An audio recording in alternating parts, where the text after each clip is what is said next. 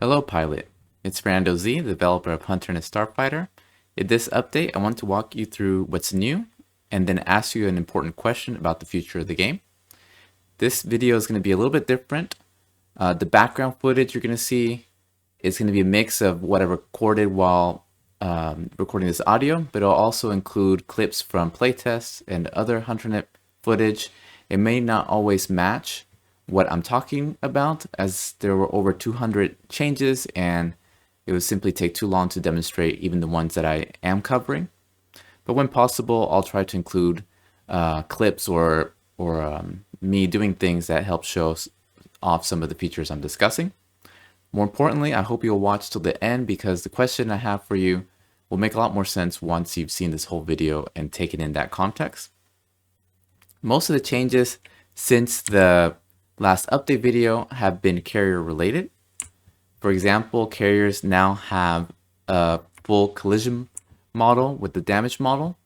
Previously, of course, carriers did collide with objects, but they took 0 collision damage.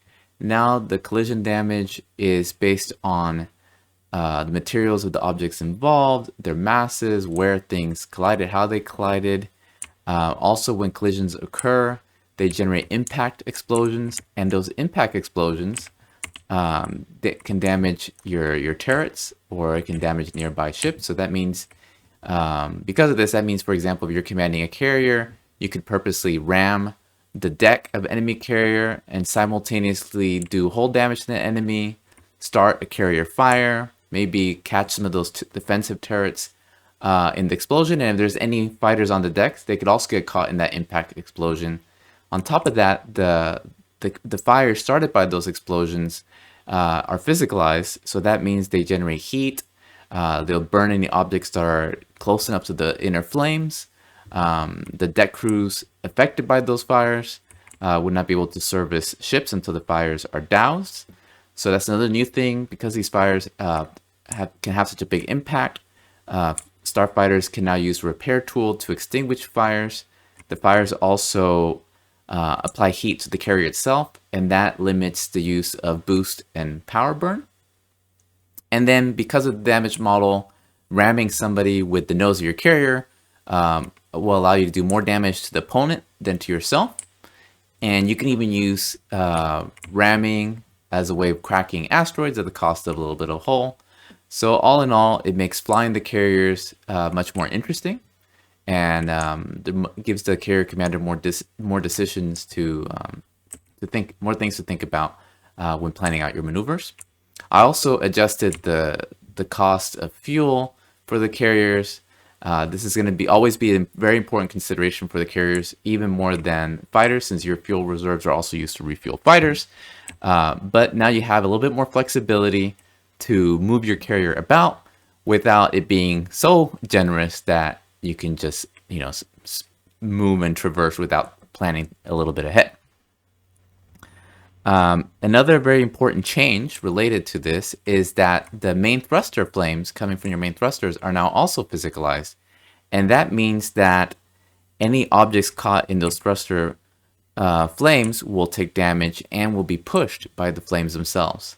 It's a really cool ability, and it means that actually we've had some really cool carrier versus carrier combat up close, because now you have multiple ways to damage each other, and you can ram something with the nose of your carrier, or you can burn a carrier with your thruster flames. And of course, I've also improved the turrets themselves and the targeting system, so you can also be targeting the enemy carrier while doing this to try to pick out their turrets more effectively, especially maybe going after turrets near the part of the carrier you plan on attack with torpedoes, or aiming at the longer range SRM turrets. All this while trying to avoid, a carrier fire from taking hold on your decks, because that could make it more difficult for you to maneuver because your thrusters are overheating. So it's quite a big change when you tie it all together. I also implemented a new basic carrier module system, and this is just the initial implementation, a very basic implementation of the more in-depth carrier module systems that I'm planning on implementing for the open world. But with these basic carrier module systems, now you can take the resources mined by your starfighters and use those to refine fuel, repair the carrier's hull, build new turrets after the ones you have been destroyed, build torpedoes, or of course construct the starfighters themselves. And we've been using this to test the new simple economy game mode, where we play long, usually hour-long battles that mimic as closely as possible the kind of conditions we expect to see in the open world. I also made various improvements to the sensor suites on the carriers and the carrier HUD and UI, and implemented a new system that allows you to upload and download scope information and target information across your wingmates and your fleet. All these things combined really gives the carrier commander AWACS style capabilities, and it gives you another way to support your fighters. With all these changes, the carriers are much more fun and engaging, and they have a much greater impact, and it makes a lot more sense for you to spend time behind the command of a carrier. And I really think that going forward, I wouldn't be surprised if some of you will actually enjoy flying the carriers more so than the starfighters themselves, which is a bit unexpected, because back when we originally did the crowdfunding campaign, carriers were supposed to be NPC controlled support ships that you would be giving orders to, not something you would be flying directly like you do the starfighters. But like everything in Hunternet's design, things evolve, and nothing is final until it's actually been implemented and tested by the community. And in this case, I'm really happy with this decision. I think it was the right call. And it has a lot of benefits. Not only do I feel that flying the carriers yourselves is much more fun than just giving them orders for an AI to execute, but it means by the time we reach version 1.0, instead of having only 6 flyable ships, which was the original plan, now we'll have doubled that, with 6 of them being starfighters and the other 6 being carriers. And even cooler than that is we'll have tackled both scales of ships. We'll have tackled the smallest single seat fighters all the way up to these massive multi-kilometer long carriers, right? The light carrier is 1.5 kilometers, and we have 2 carrier classes that are even larger.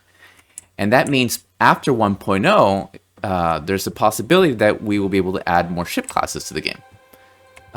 It's something that I really hope I get an opportunity to do. But we'll have the strong infrastructure and experience that will allow us to hopefully do that at some point. Which brings me to today's questions.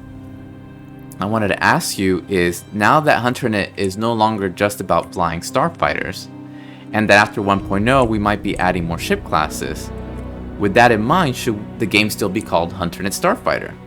Maybe we should drop the starfighter from the name and just simply call it Hunternet. Or maybe we should replace the second word with something that better matches the broader scope of the game. Hunternet something else. What do you think? I'd really love to hear your thoughts. This isn't really something I would change lightly, but after talking it over with the startup team, I really wanted to bring this question to the full community. Without the community, Hunternet would never have been possible, so it's really important for me to hear your thoughts. I also want to take a moment right now to encourage you to drop by one of our Sunday playtests. For those of you who have backed, it's really the best way to impact the game and see it grow moment to moment. Especially recently, we've been doing these longer, hour-long battles that simulate the open world and testing out the carriers, the mining, and the starfighters all in a new integrated sort of simple economy war mode that feels very different in many ways from the simpler team versus team straight up battles that we did in the past. So I really encourage you to join them. They're really fun, and we've been learning a lot from them. I also plan in 2026 to move the playtest from these match-based things, even if it's an hour-long match, to a multi-day battle in our test universe. And once that happens, it's going to be a huge turning point for the game. I'll make sure to make it very obvious when we start doing that, so people who are not able to join the Sunday playtest will then be able to participate in these test battles, these test wars in the persistent universe at any time of the day, any day of the week, instead of only on Sundays. And once those test wars we've had enough experience running multiple persistent test wars, at some point I would like to do a Hunternet demo on Steam so we can invite the broader gaming community and try out an even larger scale persistent war. And not only will that allow us to refine gameplay, but it'll allow me to stress test all the systems, the persistence layer, the networking, and it'll be an important part of getting us ready for our Steam Early Access release. Well, that's it for this update pilot. I hope that you find it interesting, and please leave a comment if you have any ideas. If you're interested in the project, please wishlist the game on Steam and check out the full changelogs on the Steam forums. If you want access to the current builds, you can gain access by supporting development on Indiegogo or directly at hunternet.gg. Good hunting, pilot, and I'll see you in the next update.